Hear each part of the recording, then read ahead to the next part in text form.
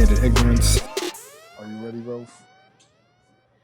Are you ready, Rove? I love that. That's like, a playoff. Are you ready, Hove? But that means I am Jay-Z and you're Beyonce. Because Beyonce says, she asks Hove if he's ready. So now you're asking me if I'm ready, like I'm Rove. So I don't mind being I'm Ro Z. And I'll be Beyonce. That's fine. Oh, Beyonce. I will be Beyonce. Yes, because that's what it right. takes.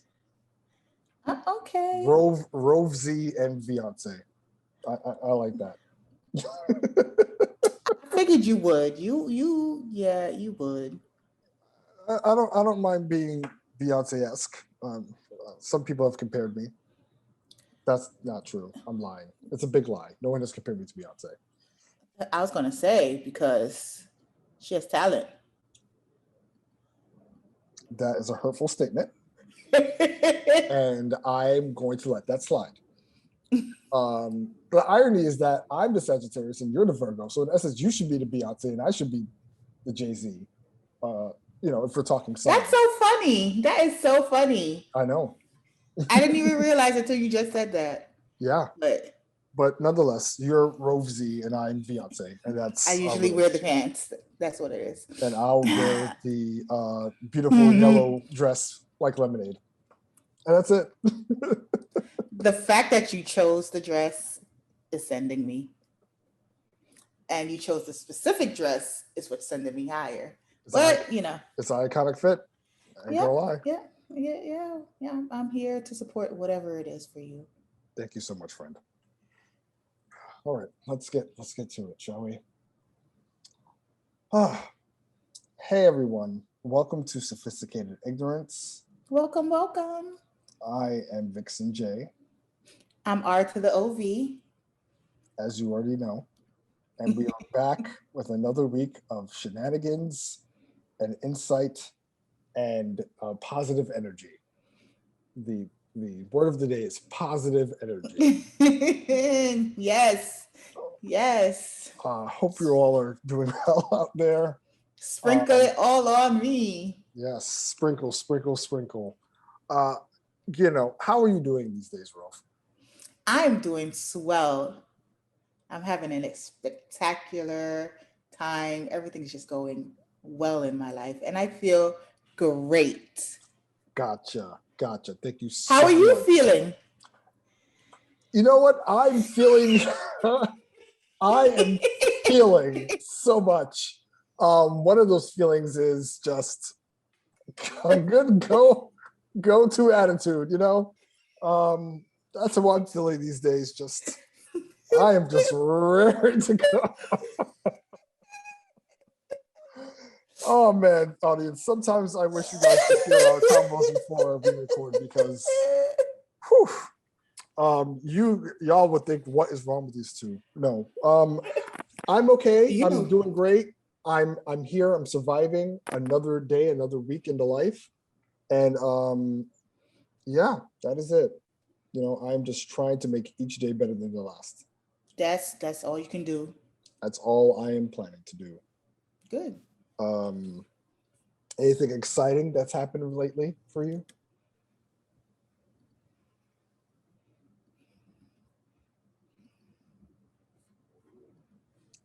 Anything exciting? Okay, so you heard me. You just want to answer. Cool.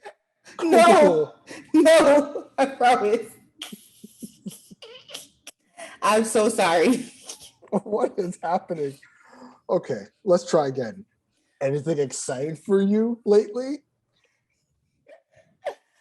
It's the regular same old day to day.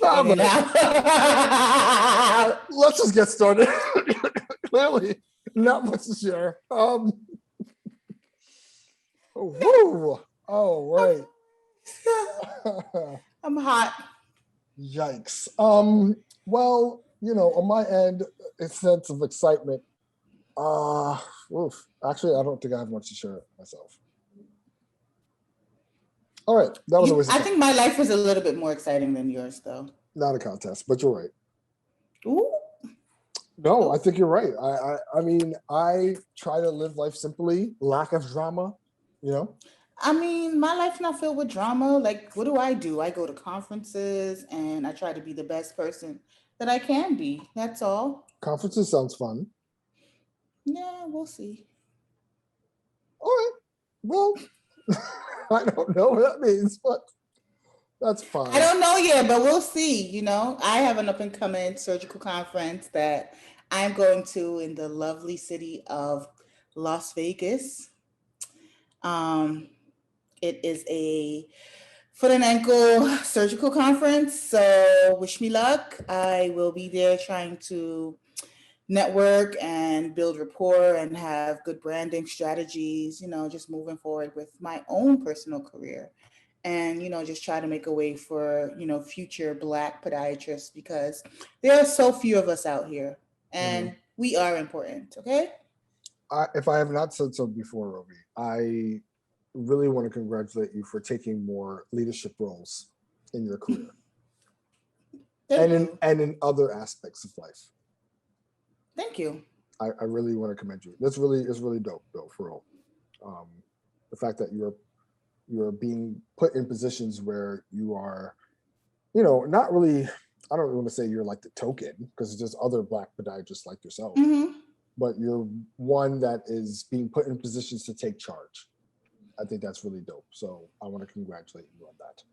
Thank you. And there's a bunch, if you go on Instagram, TikTok, you can follow a whole bunch of us young ones. We're trying to make it, a big deal because if you don't have your feet, you really can't walk forward in life. Get it? Get Yes, it? I got Get it. it? I got it the moment you said walk.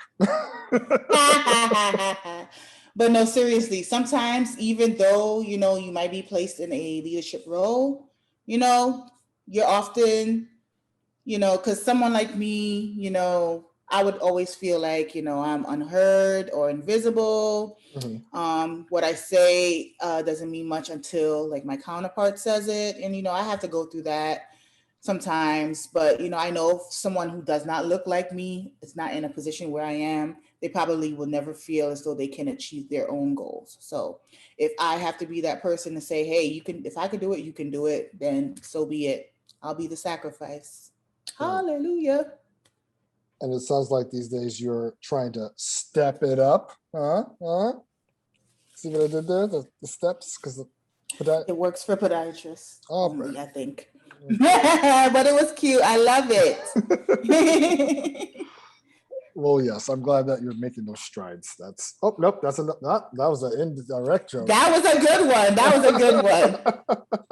No, That was a good one. but yes, no, I am glad that you are making the necessary moves in your career. That's what's up.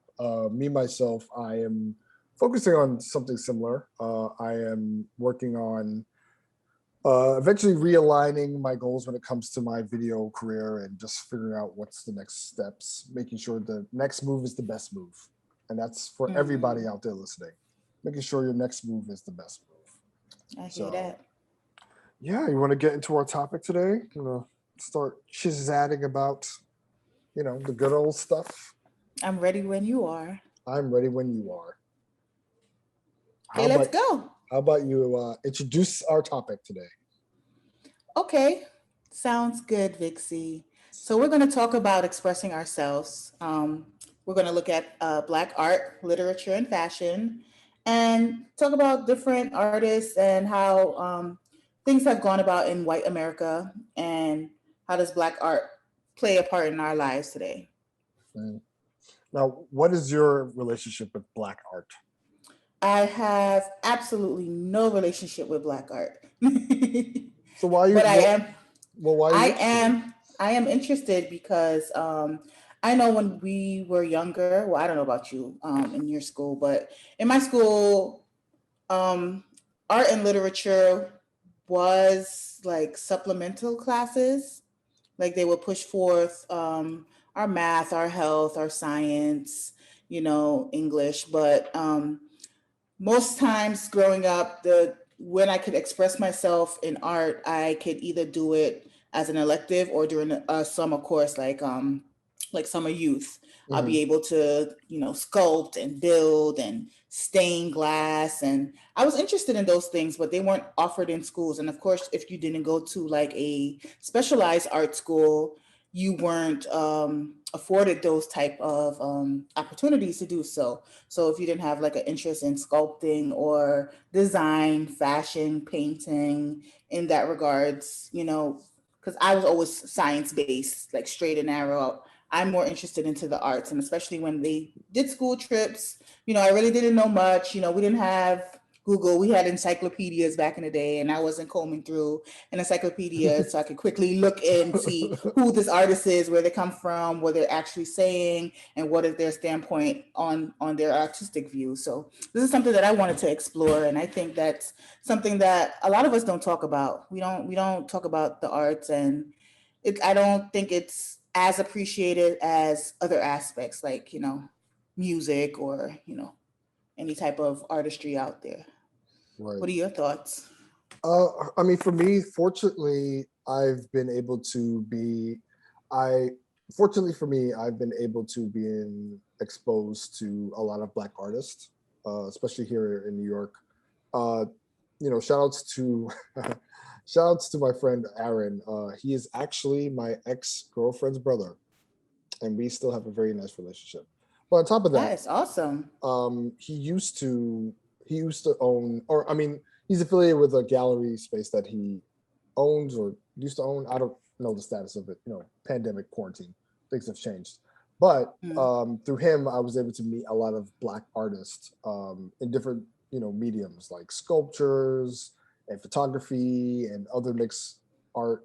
And I had an appreciation. I started building an appreciation for these artists and how they were able to express themselves and the things that they were able to create, and to the point where I also supported their art, and I actually have some of their pieces um in my apartment right now. ooh.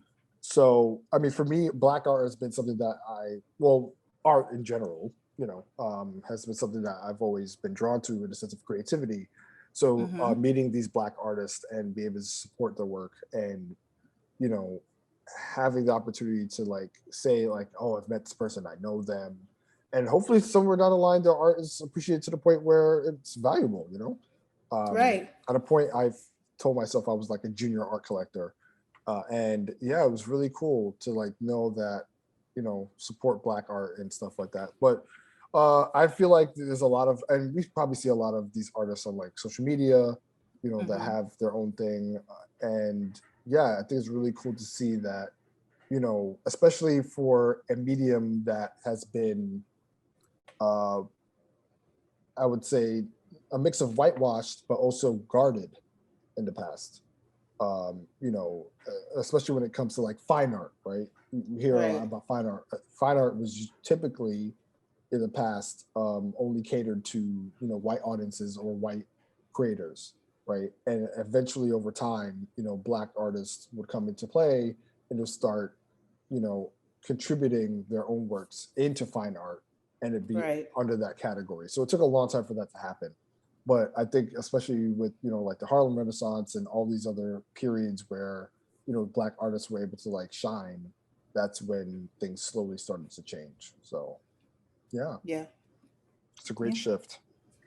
I believe so. I know that especially with like Black Power movements and with Black Panther, that was a big movement with Black art. And it also like showcased the way of like disrupting, I guess, the white view of fine arts in white America, just showing black people's ideas and narratives, and just the way the system just oppresses. There's always a way that the system will find a way to oppress whatever outlet a black person can get into. And sometimes our creators, they express it through, like you said, sculpting, painting, even dancing, and trying to change the aesthetic around what art really is, and just portray black culture and showcasing black pride. That has also been a way that we can like reauthorize our authentic selves. Yeah, I agree. When you were mentioning that, I actually thought of an artist that I saw in the Brooklyn Museum. Well, in fact, when was the last time you've been to a museum, Rove? Oh, phew. The last time I've been to a museum, I want to say I went to MoMA in 2006 for like a function, though. It wasn't even for my own self Hmm. reflection or to go look at art pieces per se. It was just because I had to go to an event there. But the last time I really, really went for like an educational purpose, Or just a personal, like, I want to see the art. junior high. I'm Yeah. sorry? No, no, no. I'm lying to you. My mentor and I went to a piece in downtown Brooklyn. It was um, a new artist coming up. He did a lot of photography and oil paintings, Hmm. and he had a workshop. I forgot where it was, somewhere on Bedford Avenue, but that was the last time. I want to say that's like 2011. Yeah, Wow. Okay. yeah, yeah. Well, sometime in this decade.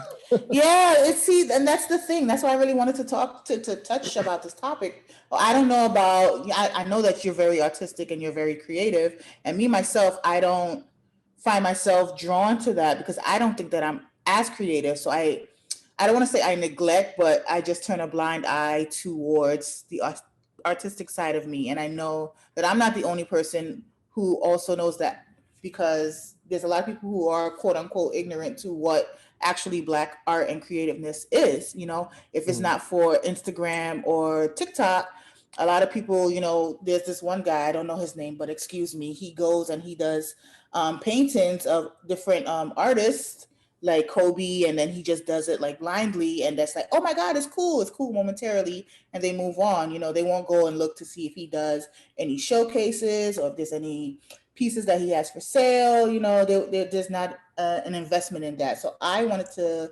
reach out on that platform and say, hey, maybe we should take a second look and bring up our artists around ourselves. Right.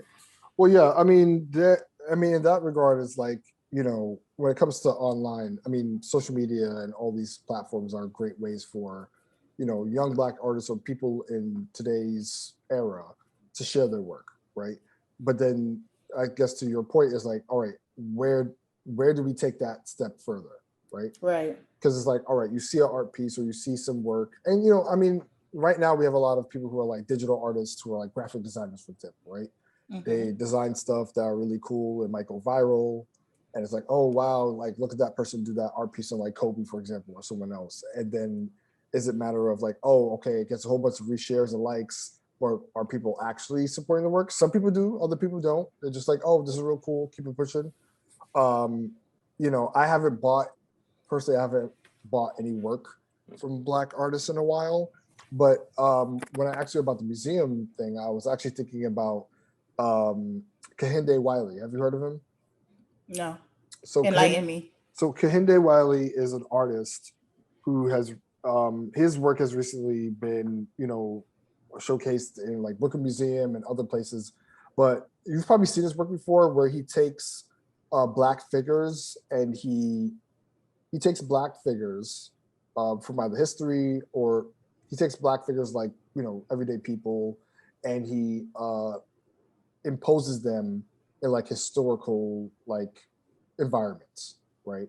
So for Mm. example, like he had a piece where he had like it was like an image of like Napoleon on his horse, but instead of Napoleon, it would be like a black guy, with Okay. like a jersey on Gotcha. and like Tim's and stuff like that, and kind of like playing around with that notion of black figures or black people in historical quote unquote fine art environments. So that's what he's famously known for.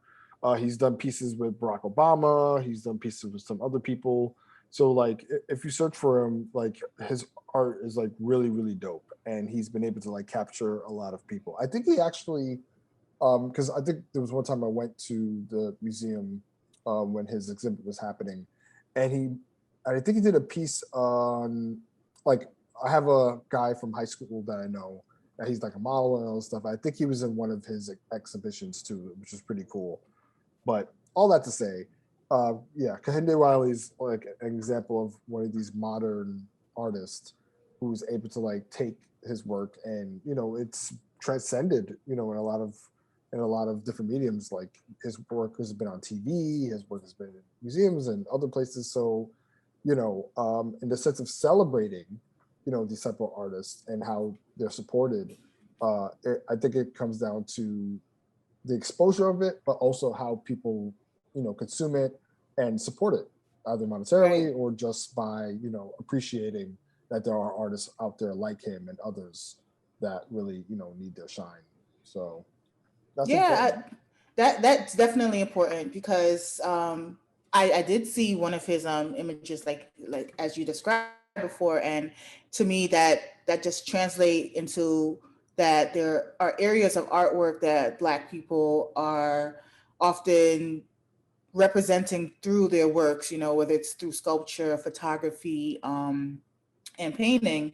And that's where the aesthetic of our identity lies, because in this day and age, everything is visual now. Like Mhm. now it's visual.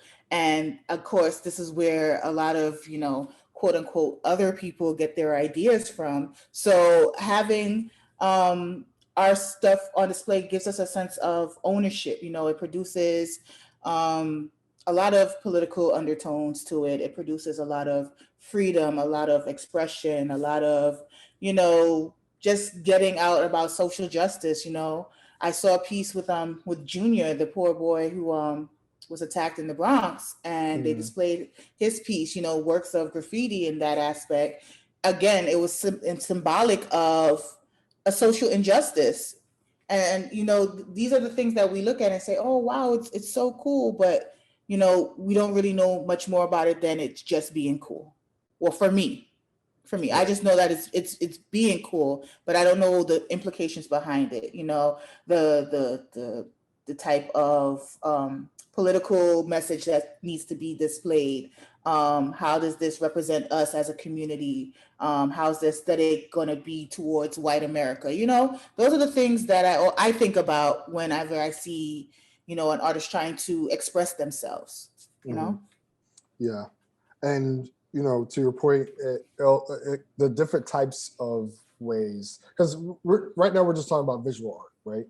Mm-hmm. You also mentioned like literature and fashion. Like these are all different ways that we express ourselves. And you know I think coming down to the intention of why we create what we create and what type of audience it's for. I think the audience conversation is actually really important, because for me it's talking from a personal level, when it comes to my video work, uh I'm appealing to a wide audience, but I focus, most of my subjects are like Black people, right?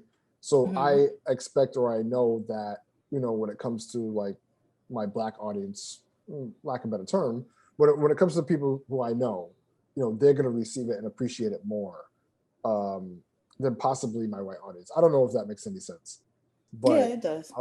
like for example, there was one time one of my homeboys was checking out my work and he was like, "Yo, I love the way that you capture Black women, and I really think it's really cool how you're able to like work with them and show them in a different light." And I never thought of my work that way.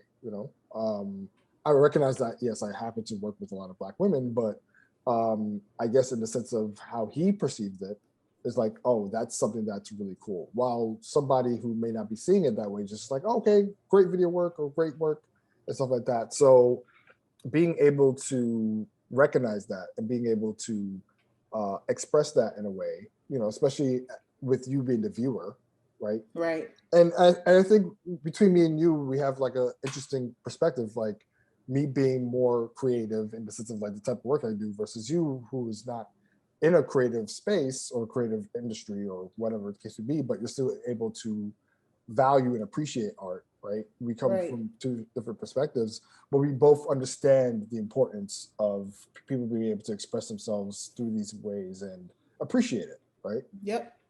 Um, so I want to actually read a excerpt from the article here from For Harriet, and the title of it is called "The Trouble with Calling It Black Art." which with actually reading that title, made me think about, I was just saying black art just now, but I'm now rethinking, like, why is that problematic, or why is that a probably something that we should reconsider.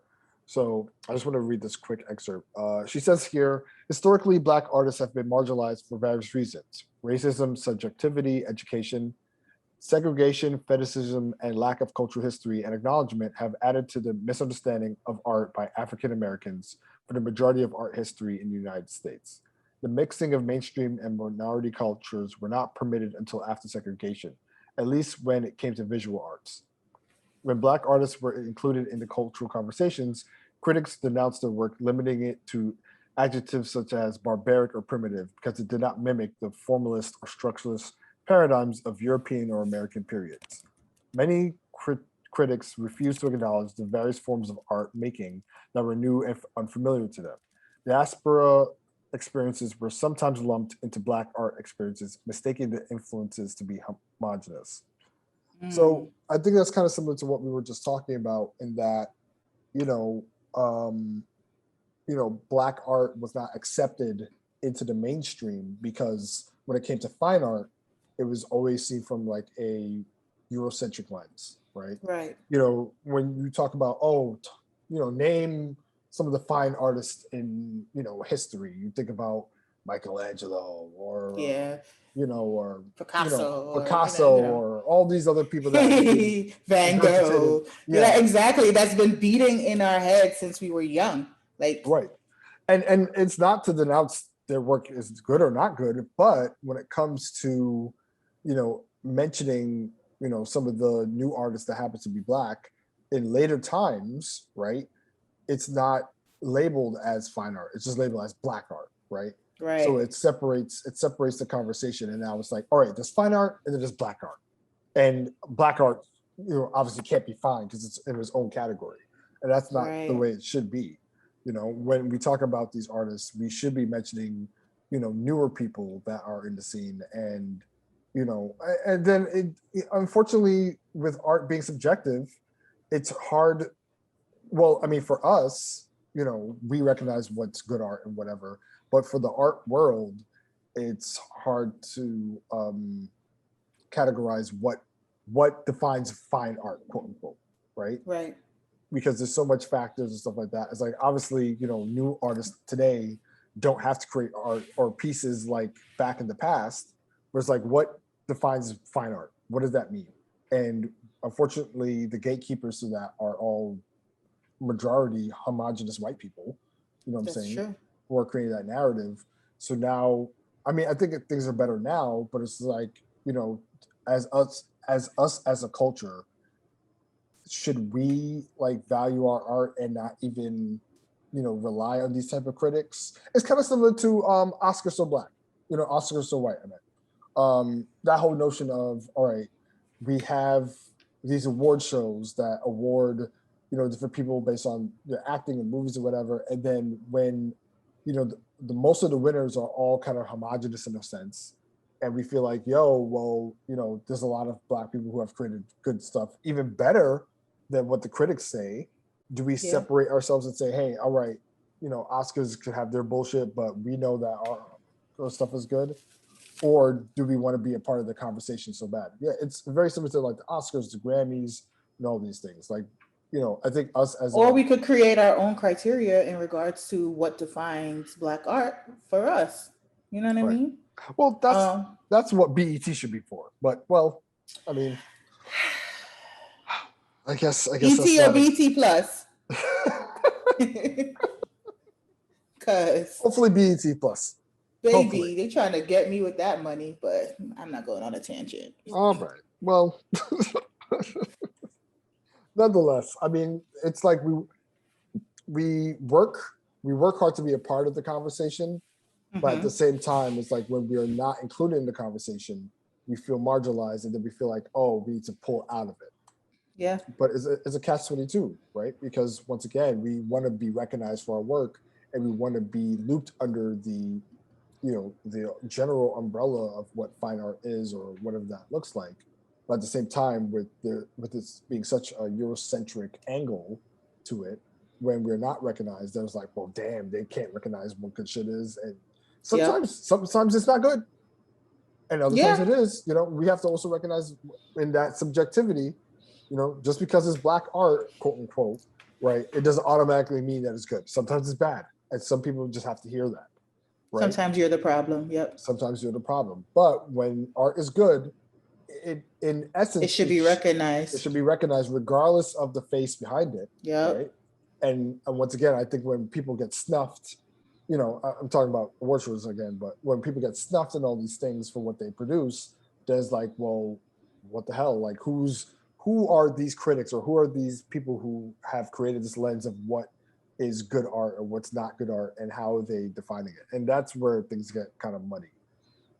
But I feel like It's funny that you say that under the umbrella of white America, but I remember this goes back like maybe a couple of weeks ago. I was just binge watching like A Different World, and of course Whitley, and she got a some job or internship, something at a big art gallery firm, buying art pieces, looking out, scouting for works, whatever. And she stumbled upon a black male who had a lot of creative talent and a lot of creative narratives, and she pushed for him. He was reluctant to show his works.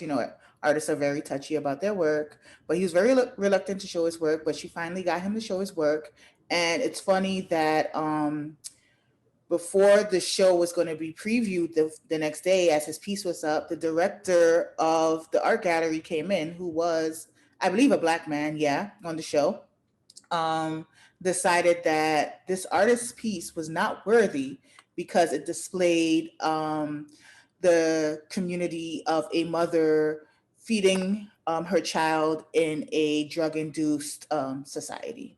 And that was a big uproar because everyone's black, everyone's trying to support black, but then they removed his piece. And Whitley was in a position where she either had to stand with the art gallery or stand with her beliefs, because if she went against the art gallery, all the pieces from all the other artists, all the other black artists, sculptures, moving pieces, would have been dismantled versus standing up for what is right. Right. So that tells me that not only the whole homogenous effect of white America, but within our own society, there's still like some kind of disparity to say what's good enough to show within an art gallery. Like, we cannot show that crack mothers are feeding crack babies in a crack community, but that was his reality. That's what he decided to paint. That's what he wanted to put on display. But it was quieted by, our own kind. So that strikes a chord with me in regards to, not only are we fighting one battle with white America, but we also fight in a battle within ourselves. Right. And that kind of triggers back to the conversation we're having about black trauma, and whether that's like in the sense of like capturing our experiences, right? Most black art, in essence, captures a level of our experience, good and bad, right? And when it comes to the cases where that type of art or that type of expression is capturing the bad, some of us feel like, oh, that's too much, it's too obscene. Like, for example, I remember, did you see, oh gosh, it was on Netflix with Noah Darling. The answer is I'm trying to help you. Oh, baby. Oh my gosh. Spike Lee joint. Not do the right thing. Oh baby. Oh, this is gonna bother me. Okay. So the answer is Noah Darling is the She's gotta have it, and she's gotta have it. That is the answer. Thank you so much. Tell her what she's want. So, and she's gotta have it. For those of you who have watched the series on Netflix, I think it's the second season. Anyway, so Noah in the show is an artist, right? She's a black artist. She's an artist herself. She creates like pieces and stuff like that. And I remember that in like the finale, Spoilers, whatever. Who cares? You should have watched it anyway. Ooh, I didn't watch it, but it's okay. No, I mean this is not like a horrendous spoiler, but it's like, all right. At the end of the season, you know, she's creating art for an art show, right? And you know, so she finally like has her own art opening. People come view the art, and there's one particular piece that as the viewer, as you're watching the episode, you don't know what the piece is, but the characters in the show, it's like it's veiled by like a curtain, whatever. But people go into the curtain, they see the art piece, and when they leave, they're like disgusted by it, and they're like, "Oh my gosh, no! I can't believe you made something like that. That's so obscene. That's so not okay." And people were really upset and outraged by what she made. At the end of the episode, you see the piece, and then you kind of like have your own interpretation. But that's the great thing about art, where it's all interpretive, right? So everyone in the show, when they saw her piece, they were like upset and outraged and angry, right? But as the viewer, when you see it, you might have a different perspective or a different feeling or different opinion. But at the end of the day, that's the beauty of art, where it's like it's not just one definition to it, right? There's various definitions. But depending on who views it, they might have their view. So it's never wrong, but I mean, depending on the intention of the artist and how they want their art to be portrayed or, I guess, consumed, that they might have their own means of like, all right, this is what I was intending with this piece, or this is what I was intending for this, you know, particular form of expression. And however you interpret it, that's on you. But this is what my intentions were. So I think that comes down to another example of what you were saying about that, you know, Different World episode, where the artist was expressing themselves and that was their intention, but someone took it completely different. Right. And, you know, as I said, it comes down to that subjectivity. But we as a culture, we have to appreciate art in all its forms, even if we don't agree. And I know that's kind of contradictory to, once again, talking about Black trauma. We were talking about the shows, you know, Us and Them and stuff like that. So yeah, it feels like a hypocrisy there, where we're talking about, all right, we have to accept Black art in all its forms, but at the same time, we're talking about, oh, I'm not watching them because it's too much. And we have a right, to not consume that type of content or consume that type of art because of its imagery and all these things. But at the end of the day, though I'm not supporting them in this example, doesn't mean that the artist or the people who created that doesn't have the right to do that. You know what I mean? Yeah, and that's true. That's our opinion. That's the way that we either support it or not support it. But that doesn't mean they don't have the right, and that's important to keep in mind too. Yeah, I know you touched on this earlier, but also in regards to just being artistic, I think a lot of fashion within the Black community has been, I want to say, in a sense, muted. Only because, and I'm guilty of this as well too,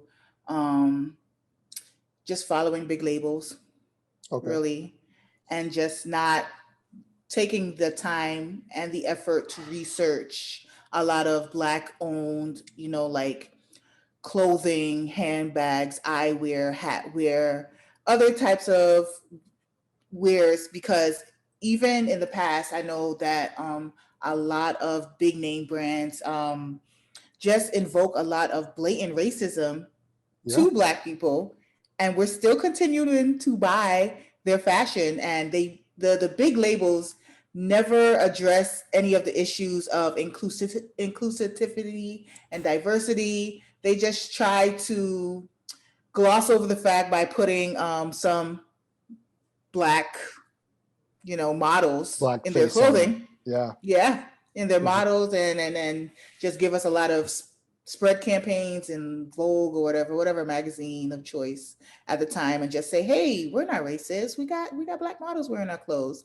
And I know for a fact that I've been ignorant to it, and just I've let it go and say, oh no, I need that new Fendi, I need that new Chanel, oh, I need that new Louis Vuitton, and not even and because it's so it's so overstimulated. There's like stimulus overload with like Instagram and social media, that these are what the artists, social media artists, are wearing everybody's going to want to wear, not artists in the Right. sense of making fashion. And I think that that's another topic that I wanted to touch on, because I know I need to do my homework and not spend my coins just trying to get the next Chanel bag, you know? Right. Um, how do you feel about Black fashion and, you know, the display of artistry in today's society? Well, I think there's a lot of factors that come into play with that, because when it comes to fashion, it's a mix of expressionism, but it's also a mix of stature, right? And that's kind of similar to what we talk about fine art, like what is fine art, right? And we think about all of these, names that have been kind of regurgitated throughout history. But when it comes to Mm-hmm. fashion now it's a matter of status, right? So we have the Gucci's and the Louis and the Fendi's and the Rouse. Sorry, I'm sounding like Kanye. Kanye always goes on a rant about different fashion labels. Like, yeah, I'm trying And to look be like. at him. He's look at the Yeezy boost. Well, I mean, And I have not owned a Yeezy. I don't even think those me will look right on my neither. feet. They probably will. They look like soap dispensers to me personally. But But you see, for me, I don't like the aesthetic behind it. Not to knock a Black person down, I just don't like the aesthetic about it. once again, they're not just because it's a Black owned person or someone that creates it doesn't mean it's automatically good, and that's okay. Yeah, I can sit here and admit that the Yeezys look weird. They look weird to moi, but that does not but mean you still got someone to else. wear it to be in it. You got to be in Right. it to win it. So to your point, like I think it was Gucci, like a couple years ago that had that really racist, piece that looked like blackface or whatever the case would be, and they got flamed, similar to what you were talking about. And once again, these labels have been associated with stature. So Louis Vuitton and Chanel and Birkins and all these things, they've been And we get permeated. Fubu, Sean John, Rockaware, and Hey, Baby Fat. but we rock, but at a point we rock those things. And mind you, that's like the past. But now we have Telfar, we have other brands. I mean, Telfar is just the main example I can think of right now.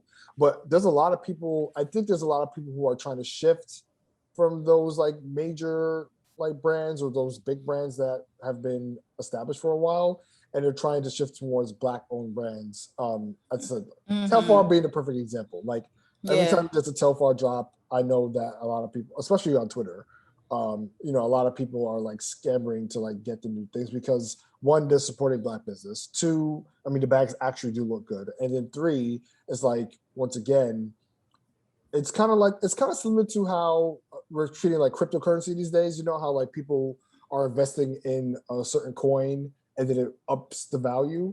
I think it's the same thing with these different, brands such as like a Telfar and other things in that nation, where it's like if we as a culture or community, support these brands and uplift them, then it heightens or it increases its value, it increases its importance or increases its merit in the ecosystem.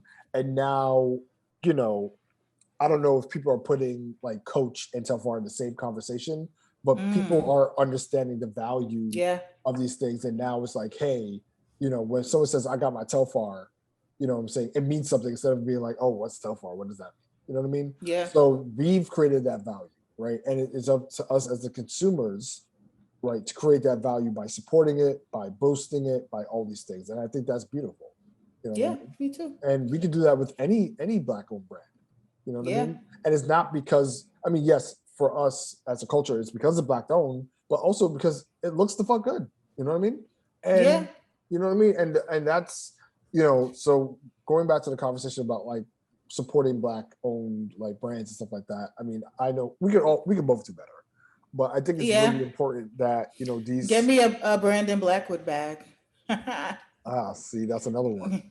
Right? And I think the good part is that it's affordable, it's accessible. Yes. Because think about it, in by comparison, most of those higher name brand stuff, they're more than 3 times rent.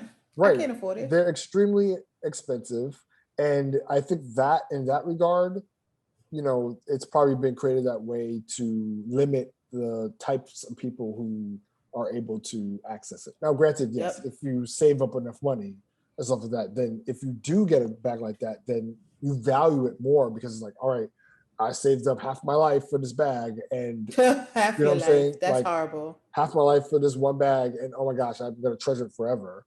That's cool. You know what I'm saying? I mean, we all get that. Something that is high value, you're gonna more than likely, appreciate it more. But I think even for brands that are lower, I guess low end in the sense of Mm-hmm. price range, I think people still value it just the same because it's the exclusivity of it all. It comes down to exclusivity, right? Regardless of Yeah. price or whatever. Like Telfar is a big brand now, or has been bolstered now to a big brand because of its exclusivity. I think that's what people appreciate, right? That there's a limited amount, not everyone can get it. And when you Yep. do get it, it's like shit, yeah, I got mine. Like I secured the bag. They secured the bag. Sorry. I just said. You know what I'm saying? And that's important. And I love the way that people embrace that, the exclusivity of it all. It's not to say that no one has access to it, or it's like, oh, you have to like break the bank to get it. But it's the fact that, people are coming back for these different drops and all these things, Telfar or any other brand similar when it comes to fashion, like that's what makes it great. Like Fenty, another example, right? Like Fenty Mm-hmm. drops, or, you have Ivy Park that drops, and all these people are able to access it, granted in limited amount, but still. And when you do have the opportunity to like secure it, it's like, yo, I got my Ivy Park, I got my Oh, this, I I got my got it. that, and now like there's value to that, right? Yeah. And I think that's another good thing that makes fashion and art and stuff so important, that we create the value. It's not being created Exactly. by We somebody set the else. bar, we set the criteria, we set the standards of what it is that we actually want, within our homes, and what Mhm. we want to wear, what we want to express, what we want to put on our walls in regards to any type of painting, what we want in our homes, our sculptures, whatever we want, that's our narrative, and we can have our voice in that. And I think sometimes in that aspect, um, I want to say that a lot of people are reluctant to, because that they take all of our culture and Right. it's funny because soon afterwards we'll be investing in ourselves and in the black experience and in black culture so much that you may even see sales of other things starting to dwindle. Let me tell you, if Nicki Minaj came out with a Teflar outfit or whatever, that's a wrap. Like, it's a wrap over. She's not rocking Fendi no more. Now Fendi stopped going down. Guess who's gonna start buying more of his stuff? Not only us, but everyone who wants to look like Nicki Minaj.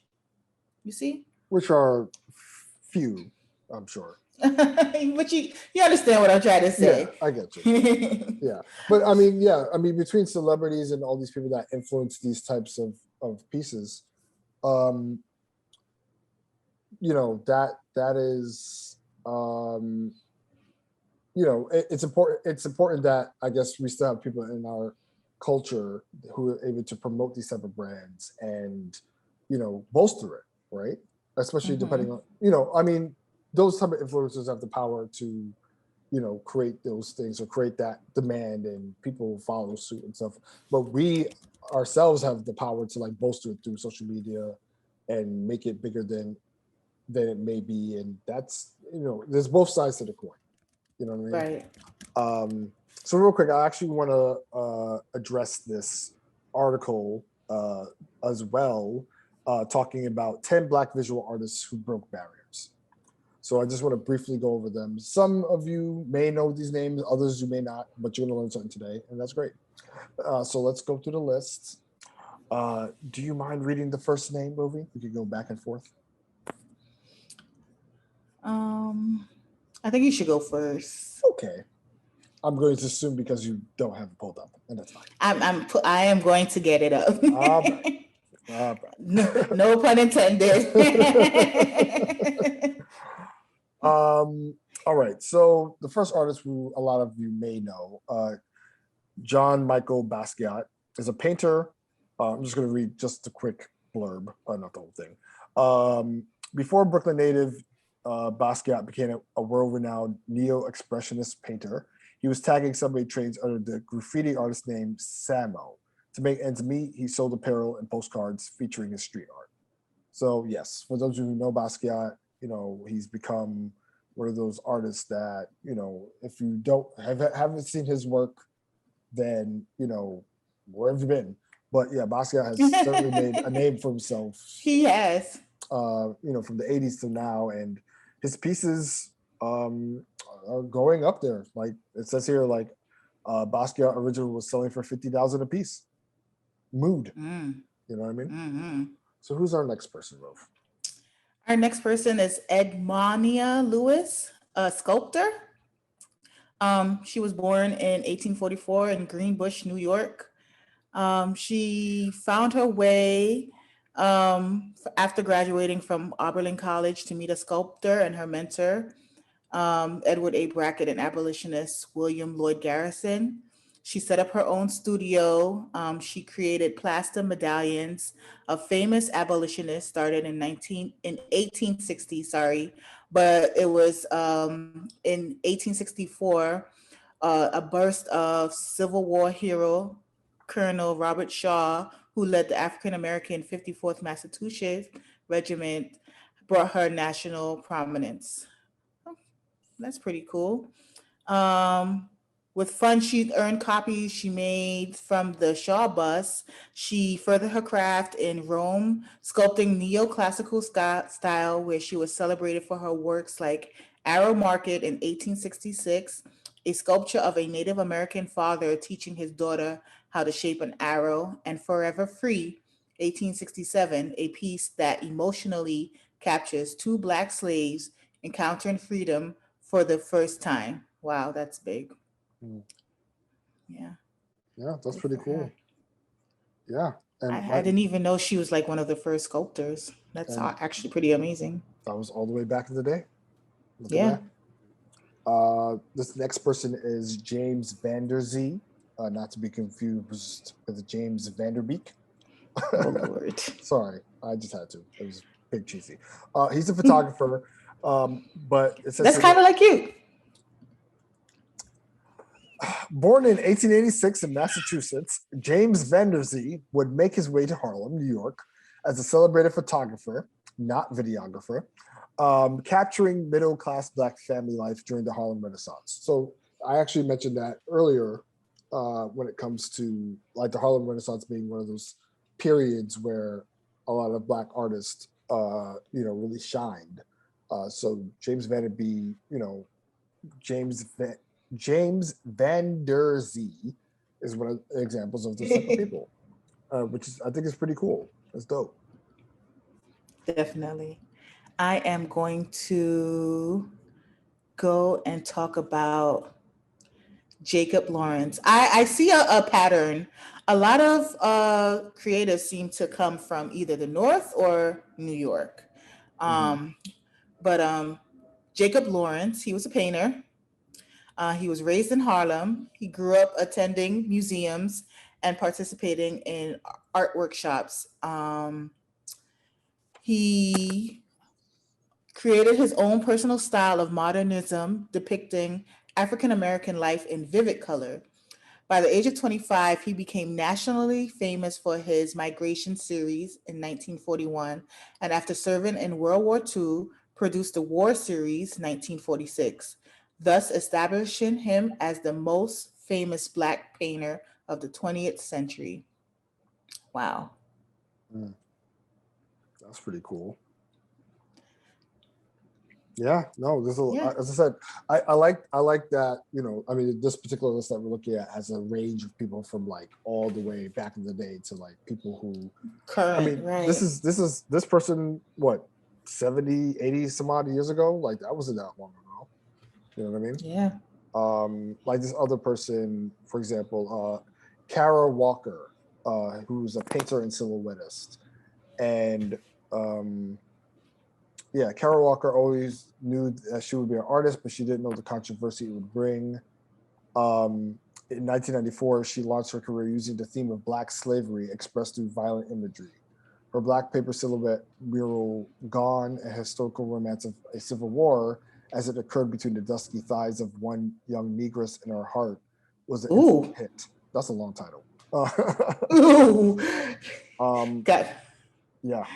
But while many institutions around the world have been thrilled to exhibit her work, Walker has encountered her fair share of critics who interpret her creations as furthering Black stereotypes. So this is, once again, this is what we're talking about, where similar to that, Different World episode, certain people are going to see art, receive it a different way, and as a result, it's all subjective. Yeah, it's all subjective. But at the end of the day, it's like her art became well known, and here she is. And she's just one of the many examples of people who are able to take their expressionism or take their art and get in front of multiple audiences.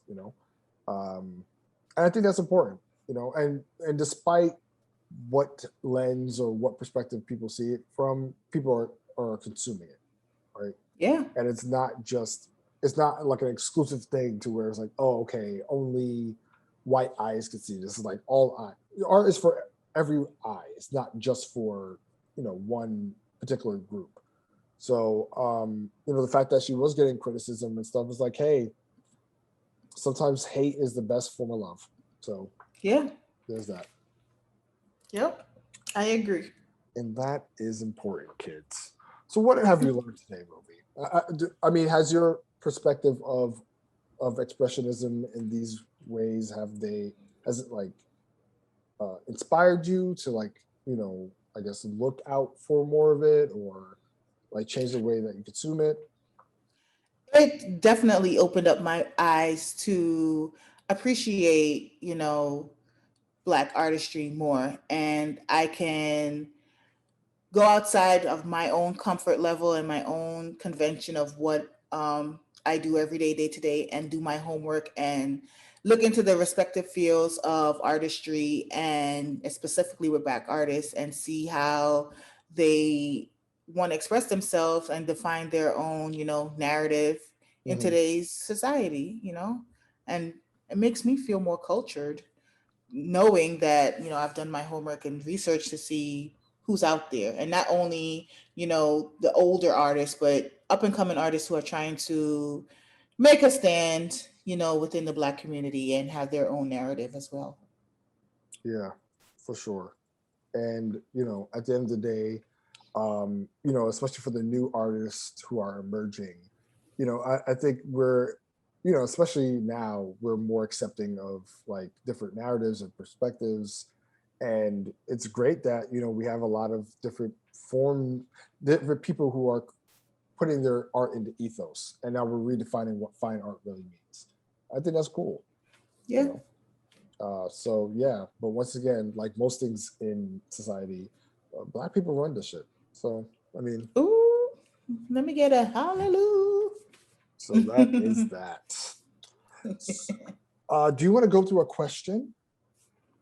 Of course. Okay, let's see who's the a-hole these days, shall we? All right. In our continuing segment, Am I the Asshole? Brought to you by Reddit. So we have a question here. Am I the asshole for telling my roommate that I have other things to do and can't help her? Ooh, someone that's too busy for their roommate. All right. So yes, this user says, so I am 20, male, and share rent with this girl. Let's call her B. Ooh, all right. So the person's using names to protect the innocent. Okay. All right. So this guy, let's call him A. So A shares rent with this girl B. We're both in the same college, and we oftentimes split the cost to go in the same Uber, which is most of our interactions. We don't even talk in said Uber. We just do our own things. Okay.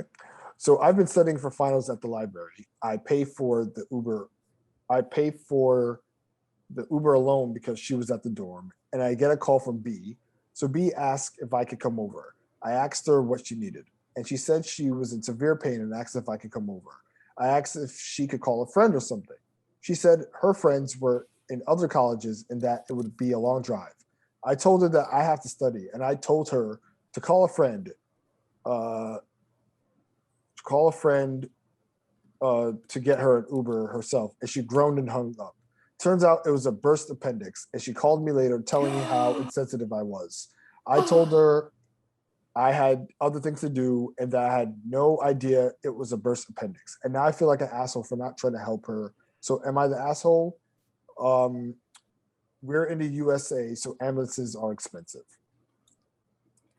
Whew. Wowza. So let's review. A and B are roommates in college. A and B tend to share things ever so often, like Ubers. It just so happened one day B was in a bind. B was in a bind and was asking A for help, and A was way too busy with studying. And unfortunately, B had a burst appendix. And so now the question is A the asshole for not helping B in their time of need?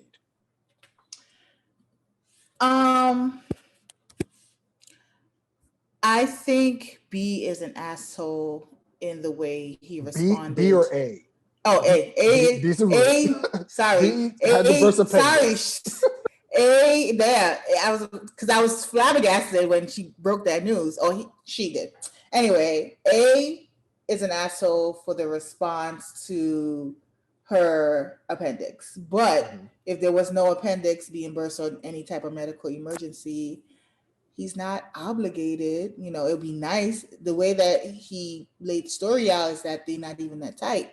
Like there's not even a friendship. You know what I mean? It's purely business. So I don't think he's an asshole for that part, but he's an asshole for not even saying, I'm sorry that you had to go through this. But he just made it even worse by saying, hey, I got things to do, and not even acknowledge that homegirl had to go through emergency surgery for appendicitis. Well, the thing is, okay, in this regard, I don't think he's a necessary asshole for saying, no, I'm not helping you out for the ride. No. But in this case, if he wasn't, let's say if he just wasn't available and said, hey, look, I wish I could help, but I just can't right now. I'm busy. I just don't understand, or I didn't hear in this letter, he was inquiring, hey, what's wrong? She just asked, hey, can I come over? He's like, nope, sorry, busy, can't do it.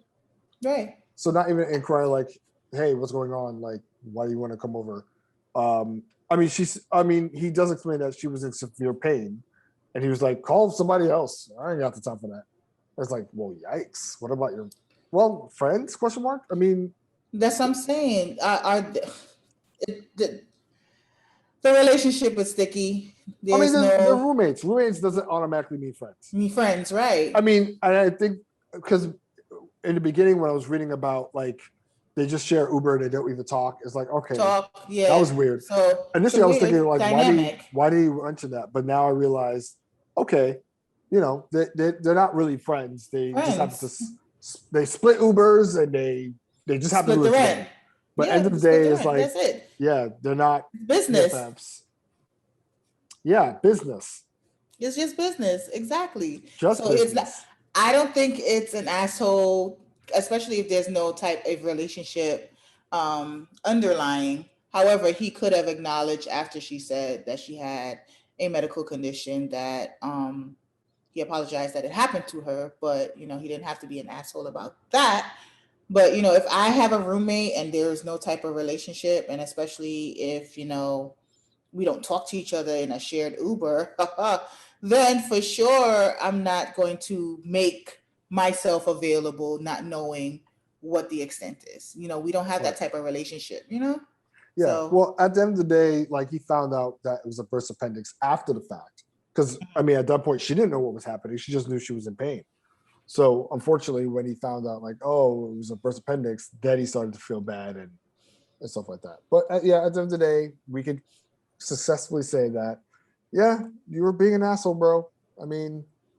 Yeah, he could have responded better. Yeah, that could have been better. He could have responded better. And if you realistically were just not available, then it would be different if it was just oh, hey, wish I could help. I'm just not available right now. Sorry. But that wasn't the case. It's hey, Call another person. Call another Uber friend of yours. I don't have the time. Uber friend. Yeah, so that was wild. But hey, if you have any other questions for us, please email us at sophigpodcast@gmail.com. That is sophigpodcast@gmail.com, and we shall answer your questions respectfully. But don't be an asshole, because then we're just going to flame you, and you're not going to feel good. So don't do that. Okay, right? Chameleon. Just saying, that's how it works. All right, I agree. Okay. I agree. Fantastic. Well, gang, well, friends, well, listeners. Gang. This is the end of another episode of the podcast. Thank you all for listening. I hope you learned something new today. I hope you guys could relate to the topic and share. Please share the episodes and listen. Make sure to check out the podcast on SoundCloud, Apple Podcasts, Spotify, iHeartRadio, or wherever you listen to podcasts. Also, make sure to follow the podcast on Twitter and on Instagram. Follow me and Rovie on our social media platforms, and check out our beautiful faces on YouTube as well as online. I'm average. Don't do that to yourself. You're a beautiful friend. And aww, I receive it. I won't allow the self-slander on this platform.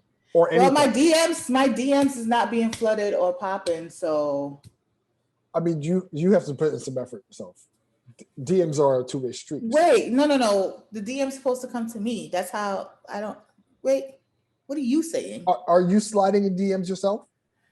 I'm ashamed. Don't be ashamed. Come on. I'm ashamed of rejection. We all are afraid or ashamed of rejection. But listen, if I see a hot guy on Instagram and I DM him and he curves me and I'm left on red, you know how I feel. You have to keep shooting into the barrel until you catch something. Or all right. However that saying goes. Thank you for listening. Catch us on the flip side. Not diverting the topic. What is going on? We'll talk about my dating life another episode. All right, let's pin that for another time. Oh, that was a joke. Oh, you were joking. Okay, guys, thanks for listening. Oh, yikes. All right. Well, yeah, we'll catch y'all on the flip side. I literally said that like 5 seconds ago. Did we? Did you? I did. Okay. Well, we will, as Rovie said. Because I'm hopeful. Yes, I am hopeful for today. How about you say goodbye, Rovie? Goodbye, Rovie. You're annoying. All right. See y'all later. Goodbye. Thanks for listening. No, for real. Bye. Bye, y'all. Definitely sophisticated ignorance, and I'm fucking with it.